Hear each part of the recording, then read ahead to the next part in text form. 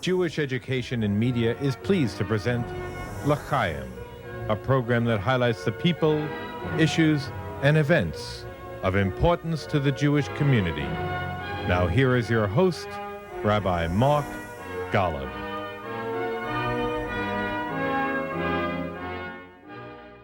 I'm Mark Golub, and much attention has been paid to the well-being of Jewish communities outside America, in Western Europe and in Eastern Europe. In many European countries, Jews are facing very difficult times in a wave of resurging anti-Semitism. France, England, Sweden, Norway, Hungary. But what about Poland? How are the Jews of Poland faring? Here on JBS, we've televised the annual Jewish Festival of Krakow.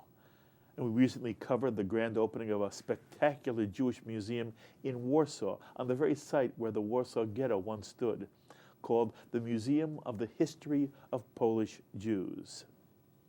What's it all mean? Well, to get a real picture of Jewish life in Poland today, I am thrilled to be sitting with an American Jew who's become a major leader of Polish Jewish life today.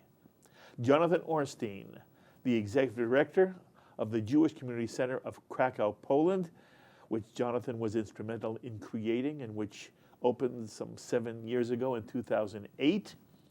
And in recognition of his work with the Jewish community of Krakow, Jonathan received the 2015 Kohan Foundation Award for Jewish Unity. And Jonathan, we've known each other a little bit, and it's a pleasure to have you sitting at this table. Thank you very much. Thank you for having me. It's a pleasure to be here, Mark. First, I want to learn a little bit about you personally. Again, you're an American Jew. You grew up where? I grew up here in New York, in Forest Hills. Okay. And where'd you go to school? I grew up Orthodox. I went to yeshiva in the beginning, and then that didn't sit too well with me, so I went to public school. And then I went to Hunter High School here in the city, and went to school in North Carolina. Okay. Hunter's a great high school. You were very lucky.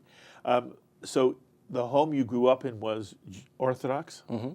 And at some point, when you say it didn't sit well with you, does it reflect a general movement away from Orthodoxy? How do you self-identify now as a Jew? I would say that I feel very Jewish, but I'm an atheist, so I'm not a believer at all. But I feel that I have a very, very strong Jewish identity, which is not necessarily based on religious elements of being Jewish. You're a cultural Jew, like we all are. And I gather, therefore, when you were in America, you were not terribly involved in synagogue life. Well, my father is Orthodox. I grew up in an Orthodox household, so I was to some degree involved in synagogue life, Orthodox and then conservative, where I had my bar mitzvah in a conservative synagogue. So I was generally involved, but I wasn't.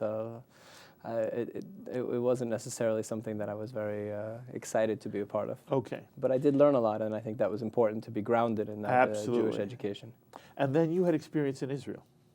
So after university, I decided to make Aliyah, or I decided to go to Israel to visit, and I fell in love with Israel and made Aliyah and decided to live there. And I lived there for about 7 or 8 years, most of the time on a kibbutz in the Negev near Eilat. How did that happen?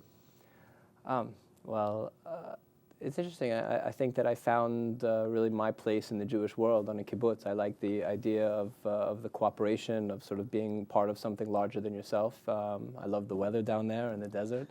And I decided to make Aliyah, and then I was in good shape. I thought if I'm going to become an Israeli citizen, then I should do what Israelis do, which is to join the army. So I was in the army a couple of years, which was fantastic experience. I did it when I was a bit older. It was a fantastic experience? A very positive experience. I learned a lot about myself and self-sacrifice. Well, just talk about it for one more moment. This is something that most American Jews have no understanding of. What was it about the IDF experience that moved you so much? Well, for me, it was very challenging. I mean, I went into the army when I was 28 as a lone soldier, so I didn't have family in Israel. And I was a combat soldier. I was spent some time in Gaza, some time in Lebanon, and just sort of doing what our unit did. And one, I think that you learn that whatever you think your limits are, you can push way beyond them. People say that in many ways, it is how one does in the IDF in those two years of service or 3 years of service that is more representative of what we know in America as a college, as your college experience and your college reputation, that somehow very important where you go to school and how well you do.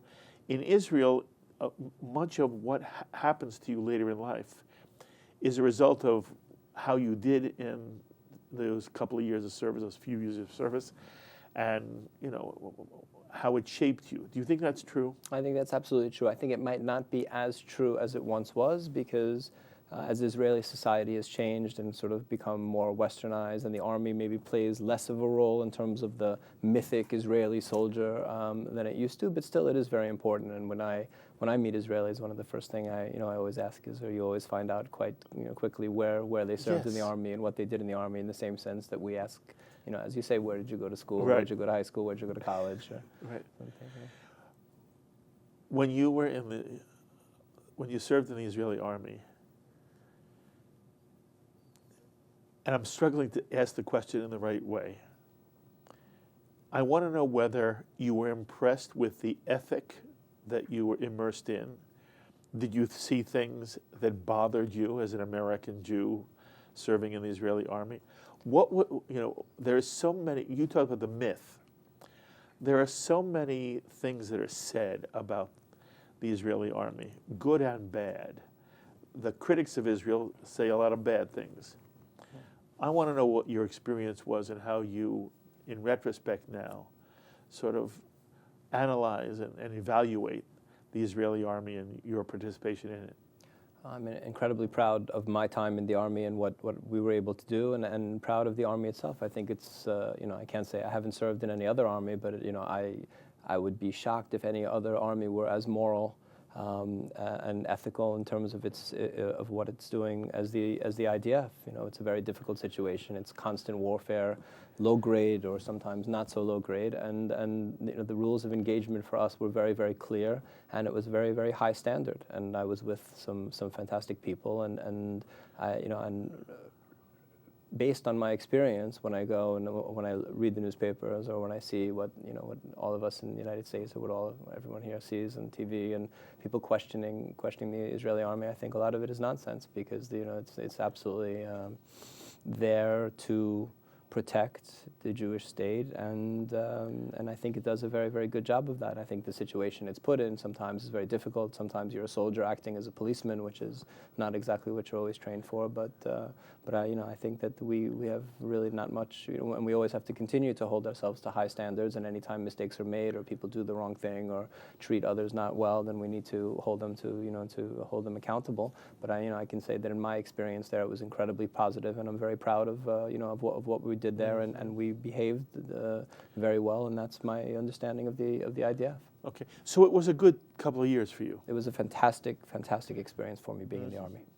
You leave the service, what happens next? So I went back to the kibbutz that I was living on, Yotvata, which is a very nice, beautiful kibbutz. What did you do on the kibbutz? I did all different things on the kibbutz. I was the lifeguard for a while on the kibbutz, which is nice for me because I really like the sun. So I was get to spend some time in the sun. I worked in the dairy. That's a very famous, the kibbutz is famous because they have a dairy, they produce chocolate milk, that's kind of well known in Israel, so I worked in the dairy, I worked in the kitchen for a while, I worked driving, they have those little golf carts that you drive around on the kibbutz, they call it a club car, which is the brand, and I delivered stuff on the kibbutz, so it was nice, I had my own little car, which is quite exciting on the kibbutz. So I did all different things, whatever was needed, worked in the dates, sometimes whatever the kibbutz needs you to do, you do. Okay, you weren't married at the time? Wasn't married. You have a girlfriend?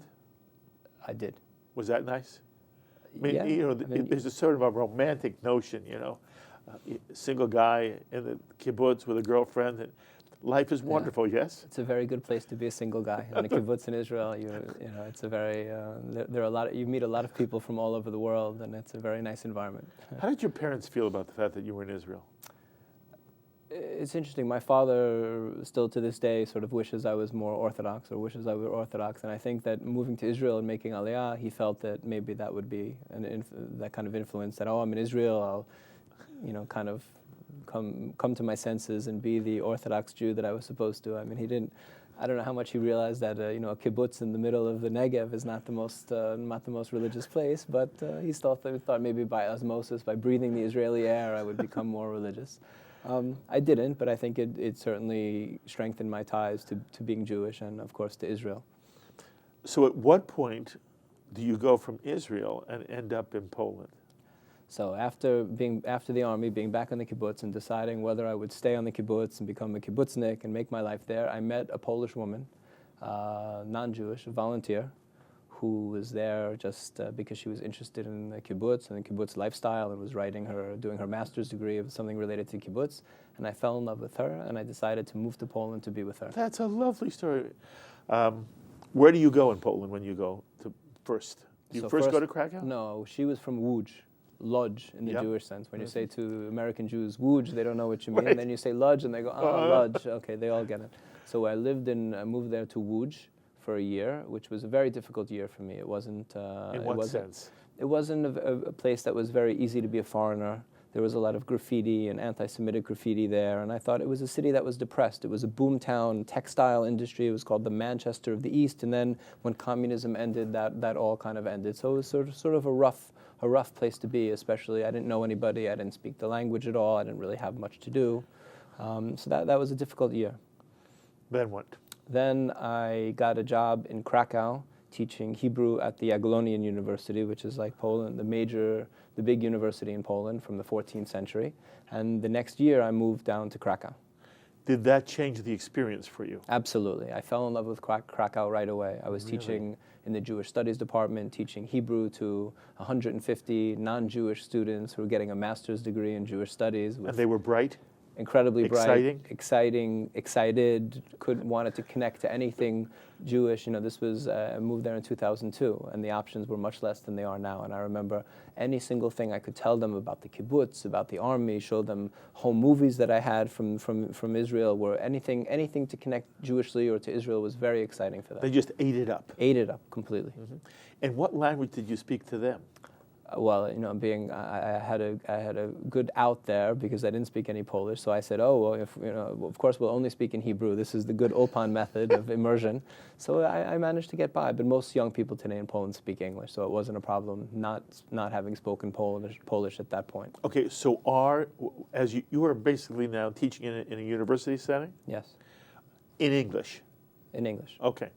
And have you become fluent in Polish? I am now fluent in Polish. Okay. It's been a challenge, but I've gotten there. It's a hard language. It's a very difficult language. Okay. So here you are, you're teaching Hebrew in Krakow. You're falling in love with the city. And falling out of love with my ex-girlfriend. Okay. So you move on in that regard. Right. And how does that ultimately morph into the JCC of Krakow? And again, I hope the audience understood, there was no JCC when you were there. Right. What happens that makes you even think about the fact that there should be a JCC? I heard, the story is a pretty incredible story that Prince Charles in 2002, this is before I was involved at all, but Prince Charles came to Krakow on a state visit. And as part of his state visit, they brought him to meet some survivors, some older members of the Jewish community. And he was very moved by their story of surviving not only the war, but then 50 years of communism. And he asked what he could do to help. And they told him they didn't have a club to be together, a senior citizens center. So he promised to help them realize their goal. And he went back to the UK and he got involved with an organization called World Jewish Relief, which used to be called the Central British Fund for German Jewry. And they were the main organizer of the Kinder Transport. And they do a lot of work with the Joint around Europe, with JDC, and they took a look at Poland, and they realized it wasn't only this older community trailing off that everybody knew about, there were a few survivors left, but there were young people who were beginning to find out about their Jewish roots. 2 people would meet in someone's house, and then the next week they'd bring a friend, and 3 and 4.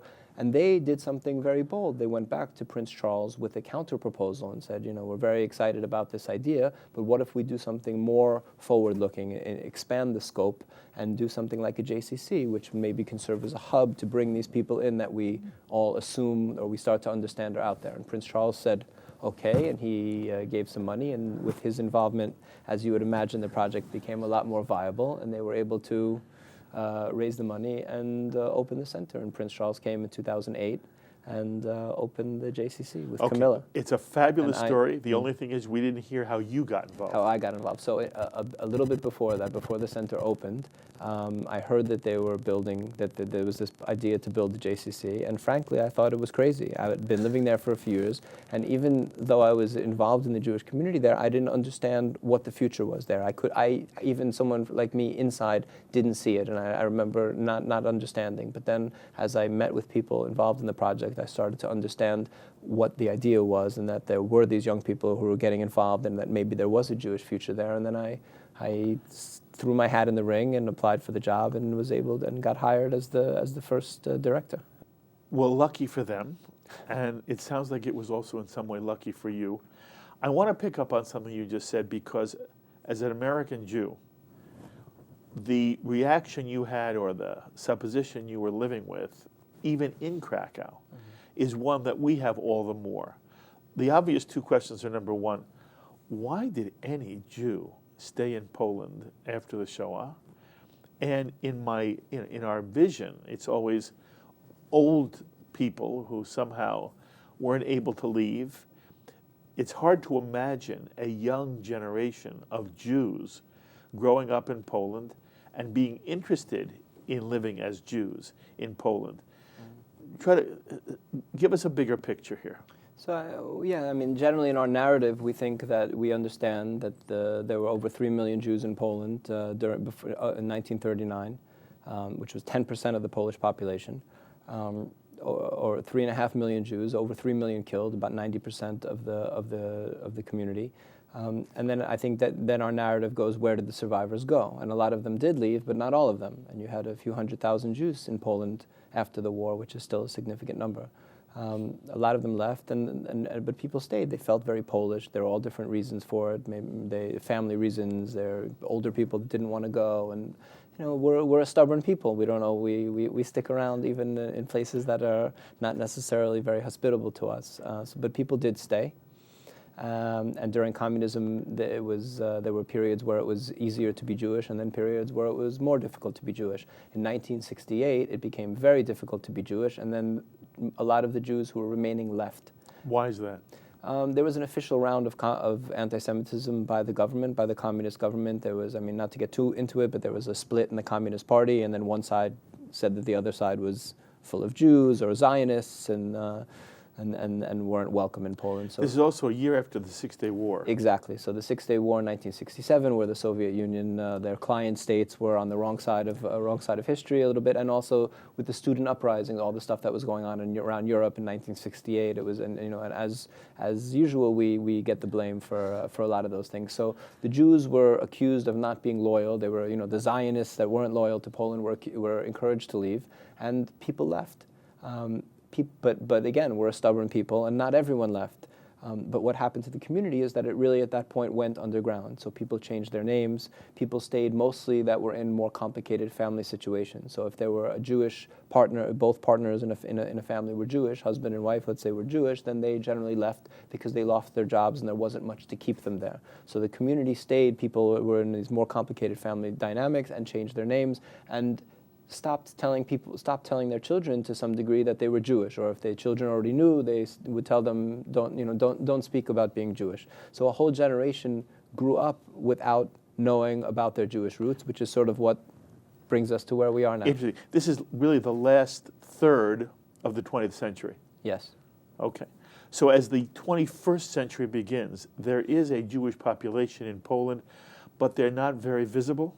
They're becoming more and more visible. So the situation is, I know that you know Janusz Makul, who you've had on the program, the director of the Jewish Culture Festival. Extraordinary who's man. Fantastic. And Jewish. Not Jewish. And that's sort of the story. So the story picks up in 1989 when people like Janusz start, non-Jewish Poles start to get very interested in Polish culture and Polish history and Polish heritage.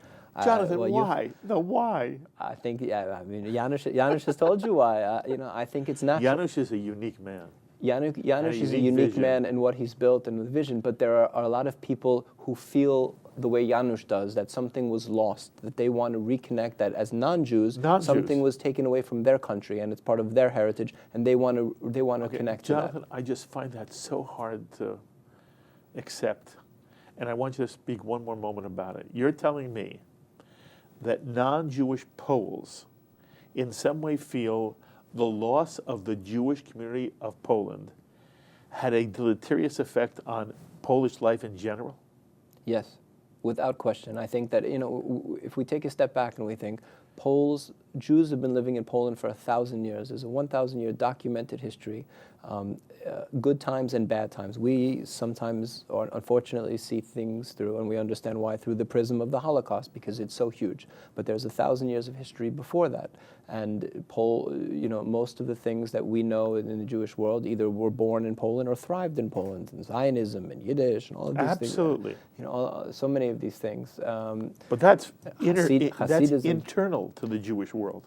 But they had an effect. All of these things had an effect on the Polish nation. In 1939, I mentioned 10% of the population was Jewish. 60% of the lawyers in the country were Jewish. 40% of the doctors, the middle class, the intelligentsia, overwhelmingly Jewish, and that's almost completely wiped out. And then there's a 50-year enforced silence about what happened to these people. So it's not so strange that Poles grow up hearing stories from their parents and their grandparents about playing as a little kid with Mendy and Fruchi and the kids in the street, and growing up maybe in a Shtetl that used to be, in a little town that used to be a Shtetl that was 70-80% Jewish, where there are traces of the mezuzahs on the wall. Of course they're interested and curious about that. It's not that strange. So this interest, starting really in 1989, when people could act on the interest and start to create things like Janusz created with the festival, or start Jewish studies departments and museums and klezmer music, and start to write books and start to ask questions of what happened to our neighbors, what happened to these people that lived here with us for 1,000 years. And this interest and this environment has led to this very positive atmosphere today in Poland, which is where we get to now, which is young people who actually have Jewish roots are taking advantage of this atmosphere and getting involved. Jonathan, isn't it extraordinary? It's absolutely extraordinary. It's the Wild West of Judaism, and I think that Poland today is telling the best story in the Jewish world. It's extraordinary. So tell me about anti-Semitism in general. You said that when you first went to Poland, you didn't live in Krakow, and you lived in a community where you were uncomfortable because there was anti-Semitism around you. To what extent is anti-Semitism a problem for the Jews who still live in Poland? I think that anti-Semitism, there's less anti-Semitism every day in Poland. I think without question, I can sit here today and tell you, as a leader in my community, it's easier, safer, and better to be Jewish every day in Krakow. And I don't think that there are many people who can sit here and say that today. Okay. Is this Krakow, or is this Poland in general? It's both. So Jewish life is thriving and on the increase in Poland, and things are going well in Poland. I think it's going in a steeper trajectory. There's something special and magical about Krakow. Okay, magical about Krakow. Yeah, that's a lovely way of saying it. When the JCC opened, and I'm sure you remember the day vividly, what was the tone? What was the feel? What kind of excitement was there? What did it mean to you? I think that the community understood that it was being given a new lease on life, that there was not only taking care of sort of the remnants of Polish Jewry, but there was an actual investment, an international investment in the future. And we have a new building, a very beautiful building, which I think is also a statement. It's not just renovating an older building or something, which there are plenty, but it's I think a very bold idea to put a new building in this historic Kazimierz area, which is the best preserved Jewish quarter in all of Europe, and putting this brand new, beautiful, colorful building there, and it gave the community a new lease. And I think that when I talk to some of the older people, one of the things that they're shocked. They thought this is something they never thought that they would see. Yes. If I were to visit the JCC in Krakow, would I only see old people? You would see a huge amount of young people. I mean, we have over 100 Holocaust survivors in our community. Our membership is about 550, but you have a ton of young people. That's our largest group, are people in their 20s. Our we call them students, but students, young adults. I mean, it's a very, very hip, fun environment. How exciting! It's great. I tell you, it's the coolest, hippest JCC in the world. In the world. In the world. Okay, we know what the JCC model is in America. And in the New York area, there's a wonderful JCC in Manhattan, and there are wonderful JCCs in American cities all across the country. And they have athletic facilities, and they have swimming pool, and then they have classrooms, and they have meeting rooms. Is it the same in Krakow? Yes and no. So most JCCs in the United States don't have to be all the things to their community that our JCC is to ours. You have to be more. We have to be more. So we are really a combination JCC, synagogue, and visitor center. Is there a synagogue in the JCC? Not necessarily a synagogue in the JCC, but we have prayers in the JCC. So wherever you have prayers becomes a synagogue. Okay, so in other words, groups may use part of your facilities for services. Yes. Okay, but there's not a sanctuary in and of itself. And is there a basketball court? No. Is there a swimming pool? No. Okay, so it's not yet. Not yet. Okay, so it's not the athletic end of the Jewish Center model that we're used to. So, if I saw your program, what would your programming include in a typical month? So we have, we're doing programming for all ages. We have a baby nursery, a Sunday school, we have a student club, we have a middle-aged club, which we don't call the middle-aged club. It wouldn't be a very good name. We call it the Schmooze. We have a senior club. They have their own dedicated space in the building. I mentioned over 100 Holocaust survivors. We do a kosher Shabbat dinner each week for about 70, 80 people. That's local Jews, and then guests from all over the world. That's lovely. We going up to about 500 people that we do during the festival. We have a genealogist on staff to help people find their Jewish roots. We have Hebrew classes, Yiddish. We have Arabic classes, Japanese class. We have yoga, Feldenkrais, sewing classes, arts and crafts. We have wellness classes for the senior citizens. Do you have people who are visiting Krakow come in and give lectures? Absolutely. So we host lectures and concerts and conferences. It's one of the things that's really amazing. I mentioned over 500 Jewish members, and that's also something which is a bit of a departure. North American JCCs generally have open membership, whereas our JCC is a different model, and most of what we're doing is funded from overseas. So we have a Jewish membership. So you have to be Jewish in some sense to be a member, but most of the offerings, most of our programming is open to everybody. But we have, and this talks to this, you mentioned Janusz, and not being Jewish, Janusz Makuch, but we have 50 non-Jewish volunteers at the JCC. So young people who are, when you come for Shabbat dinner, the person who's taking your plate away and who's bringing you some more cholent or something is a young non-Jewish Pole. And this is something that still amazes me, the amount of interest and the depth of interest and desire to help us rebuild Jewish life in Poland among non-Jews. This is a fabulous story. So I asked you again, what's the anti-Semitism in Poland? And you have this amazing story where it's on the decline. Yes. Am I correct in saying that you see that in some way you're surrounded by Western European and some Eastern European countries, especially in Hungary, where the opposite is true? Is that correct? Yes. You see that. I see that it's a darkening time in many places in Europe for the Jewish people, and in Poland it's the opposite. Okay, and when you talk to native Jewish Poles, what do they say? How are they experiencing it? Is it frightening for them? What's the experience inside Poland as you see this torrent of anti-Semitism around you? I think we are very worried as a community that it will come to us from abroad. We don't feel anything. We don't feel any threat from local Poles or from people that are living in Poland today. I think that Poland is a bit of a safe island in Europe today, and that we hope that can last. But we understand that Europe, we're part of the EU, and there are no borders in our part of the world, and we're worried about some people getting some ideas and exporting all those problems to Poland. Okay, but you said something very important. If it comes, it won't come from indigenous non-Jewish Poles. Absolutely not. We feel incredibly integrated into the Polish community. We have thousands of people come through our building a month. We have really no security problems. You can walk right in our building. Local Poles, non-Jewish Poles are taking Hebrew classes and spending time with us, and there are absolutely no issues. We feel very, very safe in Poland. Jonathan, what's the history of the non-Jewish Pole during the Holocaust? To what extent was Poland in some way cooperating with Nazi Germany, and to what extent did Poland participate in the Shoah?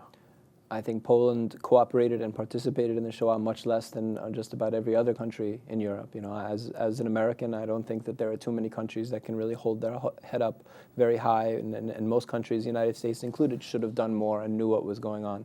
Poland is one country, I believe, that didn't have a unit in the Wehrmacht, that never officially surrendered to the Germans.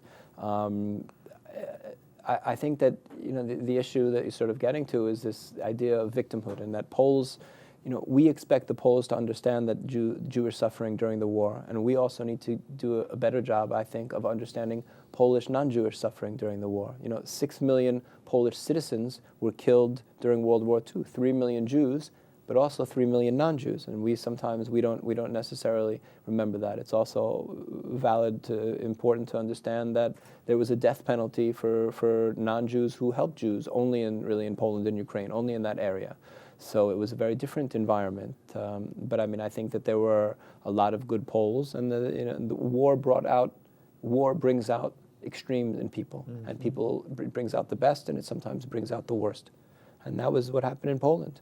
So I mean, you know, Yad Vashem, the largest number of righteous Gentiles in the world by far come from Poland. Now, to some degree, that's because most of the Holocaust, or so much of the Holocaust, happened in Poland. But you know, it's very, very difficult, and I think it's hard for those of us who weren't there to put ourselves in that situation. Mm-hmm.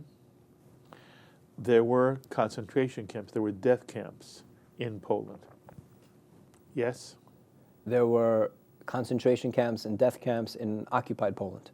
So it's important to understand that the Polish nation at that point didn't exist as a nation. This was occupied territory by Germany.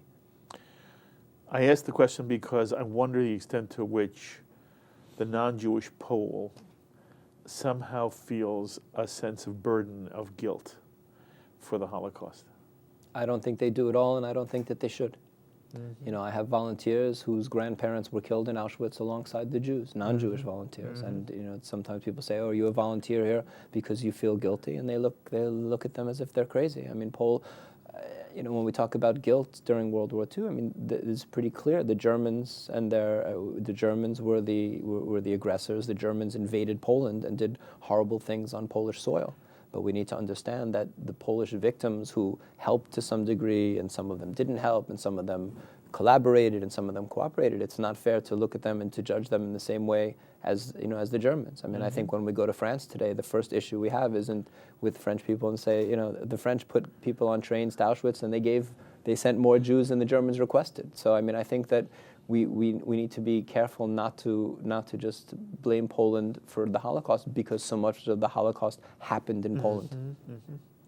And there is a major contrast between the way non-Jewish Hungarians participated in the Shoah as opposed to the way non-Jewish Poles did not.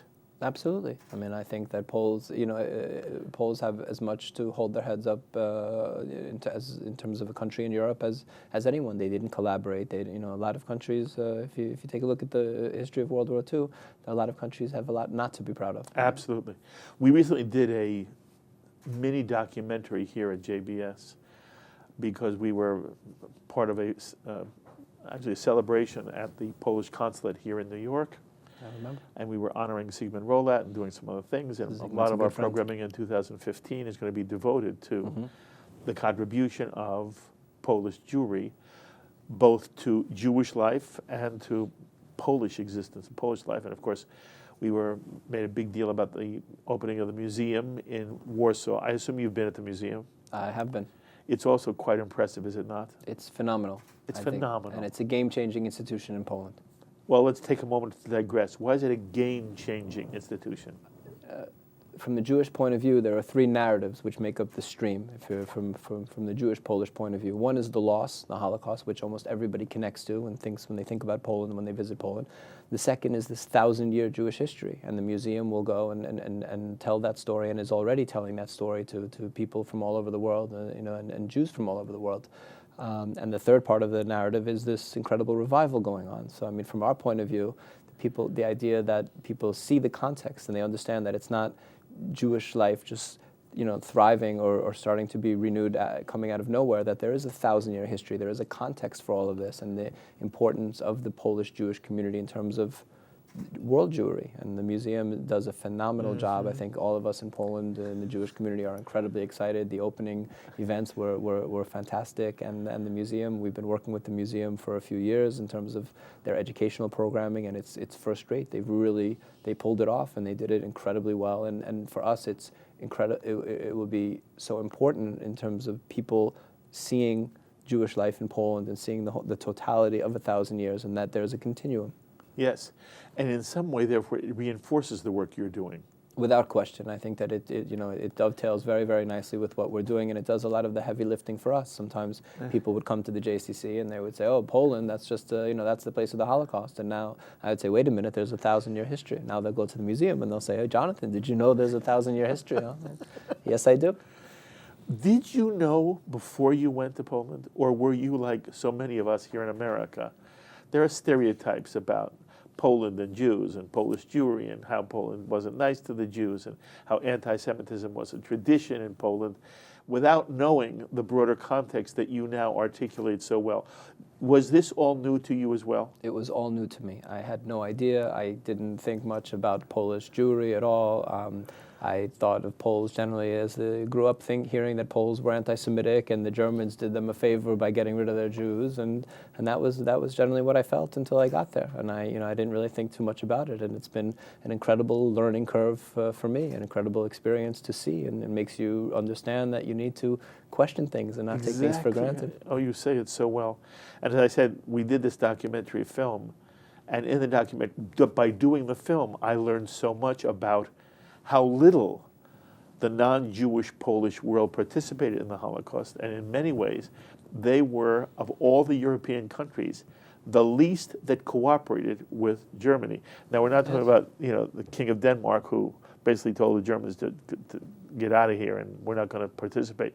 But in terms of Eastern European countries, there was no country like Poland, and even in terms of Western European countries, the Polish model, which most of us never understood, was extraordinary in its resistance to the Nazi attempt at this final solution. No, you're absolutely right. You're absolutely right. One more question on this area. During World War II, and for a period of years, the border between Russia and Poland was always changing. You got up one morning, you never knew which country, which sovereignty you were under. And one of the things that is in some way immortalized Jewish life in this era is the musical Fiddler on the Roof, which is about a mythical shtetl called Anatevka. And really, Anatevka is not in Poland in the show. It is in Russia. And one of the things that many Jews who came from the Polish-Russian area during the end of the 20th century, end of the 19th century, beginning of the 20th century, they had very, very negative feelings about what it was to grow up in a shtetl. It was not romantic. It was not idealized. It was hard. It was ugly. It was muddy. And I've heard people say to me, this vision that is given in Fiddler on the Roof, that it was just singing and dancing, that's just not reality. It was a very, very hard life. And the Russian anti-Semitism that is portrayed in Fiddler on the Roof was much harsher and much more brutal than the musical portrayed. So that it is a very romanticized version of what Jewish life was in the shtetl. And I say this in preface to the question to you. To what extent, as you now understand it, was the very difficult shtetl life in which there was, the Chelniecki pogroms, which were in Poland, is still something that is a historical reality. There were times when Jews were brutalized in Poland by anti-Semites. And the question is, to what extent do you feel now, as you understand pre-Holocaust Jewish history in Poland, to what extent was there this overwhelming anti-Semitism, or to what extent do we have to sort of reorient ourselves in terms of what the reality was? It's complicated. It depends where and it depends when. Poland is a country whose borders changed. When we talk about Poland for 123 years, there was no Poland on the map. It was partitioned. So it's very difficult to talk about Polish anti-Semitism overall. I think that there were good times and there were bad times. And I think that, at one point Poland was a haven for the world's Jews.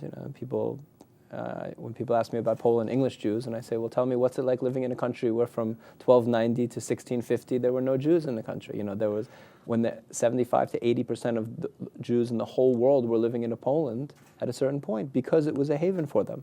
And then it got worse and it got better, and it depends when, and this prince said this and did that. But I mean, our history, the Jewish history in Poland, is reflective of our history anywhere. Good times and bad times, and we made do. But we should understand that the reason that there were so many Jews in Poland is because they were welcome to Poland and they thrived there.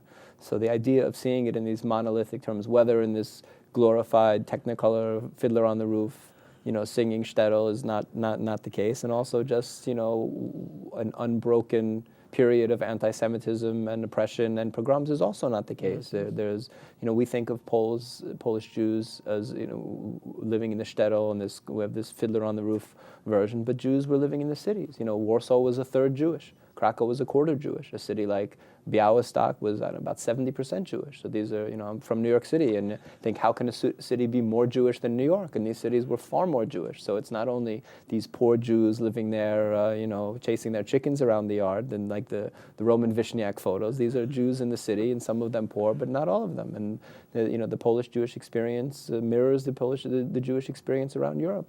Very different in different places at different times. I also wanted to know about Israel and the Polish community in general and Polish Jewry in particular. Mm-hmm. If I were at the Jewish Center talking to people of all ages, what's the connection now between Polish Jewry and the State of Israel? And then we'll talk about how is Israel perceived in the wider Polish community. I think the Polish Jewish community is incredibly pro-Jewish. A lot of the divisions that we feel here in the United States and some other countries, for example, in Western Europe, is practically non-existent in Poland. Really?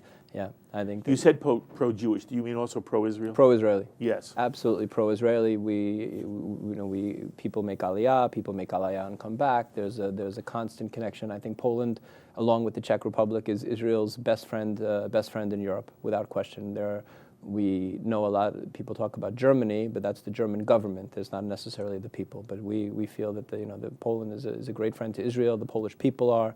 For example, every year we do a Yom HaAtzmaut celebration right in our courtyard, and our building is right in the middle of the city with Israeli flags waving and Hatikva playing, and people walk in and wave, and we don't have to have any special security for that. So the community feels very, very close to Israel, very connected to Israel. We are, we're as not to say that we're not critical of different Israeli policies. That goes without saying, as we are of the United States policies or the UN or anyone else. But the Jewish community in Poland is one that's very, very connected to Israel. How do you contrast that? Again, you're an American Jew who's now fully at home in Polish Jewry as well. How do you understand the difference between the way the American Jew has within the American Jewish context, there's such ambivalence, and yet you describe a much more unified view in Polish Jewry. As someone who understands both communities, how do you explain it? It's a very good question. To explain the American ideas about Israel is a tough question, Mark, for me. I mean, on some level, my take on it is that I'm proud to be part of a people that disagrees and does things against our own best interest, and in some ways identifies with, and sometimes our oppressor even. But I think that people are very misguided. I think the entire BDS and things in the United States, it's very hard for me as an American, Israeli, and Polish citizen to understand. I think people are just generally wrong about that. Mm-hmm. And I'm happy that in Poland we don't have to deal with those things. And if you walked into a Polish university, in the school where I was teaching for 6 years, this historic 14th century founded university, and you said, oh, what about an academic boycott of Israel? They would look at you as if you landed they just came in from Mars. So, I feel, we feel very lucky to be in an environment that's very pro-Israeli. Good for you. Now, what about the Polish community in general, Polish government, et cetera? As well, Poland is the government is a great friend to Israel on academic exchange, military, cultural, social, on just about every level. You know, a lot of Israelis come to visit Poland. They historically have been coming to see the camps. Now that's starting to change. They come to institutions like ours, JCC in Warsaw as well, to the museum, and realize that there's more to the story. So the ties are very strong on just about every level, economic ties and military, everything that you would want. Things are going in a good direction. Poland, Poland is a good friend to Israel. Mm-hmm. It sounds, well, it's not quite sounding idyllic, but it's certainly, in the broadest sense, it sounds so positive, Jonathan. Yeah. And again, you ended up there by accident in a way, and now you've built something that's very, very important, and you've become a leader in the Polish community. It must give you an enormous sense of satisfaction as well. I have the best job in the world. I mean, to be able to see what's really this miracle of young people coming in every day who just found out that they have Jewish roots, someone who finds a box in their grandparents' attic with photos, people with beards. They realize that there were no Amish in Poland in the 1930s, and they go to the archives and they find out that they're Jewish, and they walk in our door and they say, you know, I'm Jewish, I have Jewish roots, teach me. And this is an amazing, amazing thing to be part of. And this is a story, I think, that belongs to the Jewish world. There's an opportunity that we have now to right, to some degree, a little piece of a historical wrong. That Polish Jewry is not finished. The Holocaust didn't end Polish Jewry, and this community, this 1,000-year-old community, can thrive once again. And this is something that the Jewish world is starting to get to rally around. And it's really a beautiful, beautiful, beautiful thing to be a part of.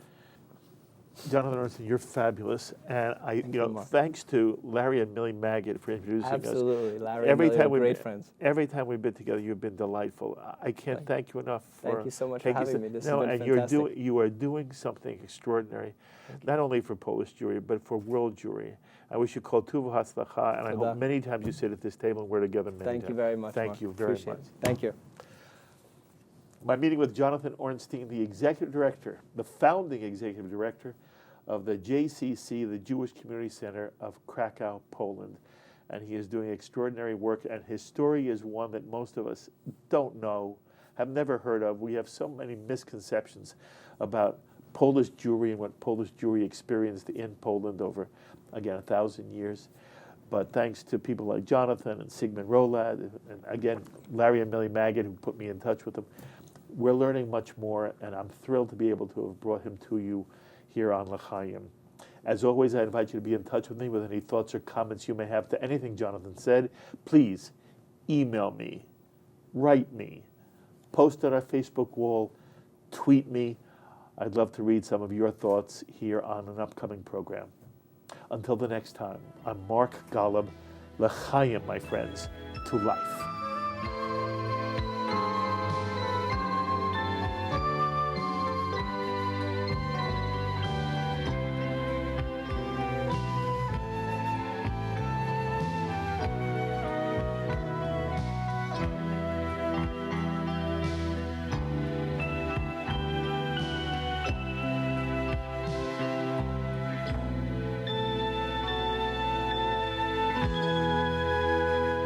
L'chaim is a presentation of Jewish education in media.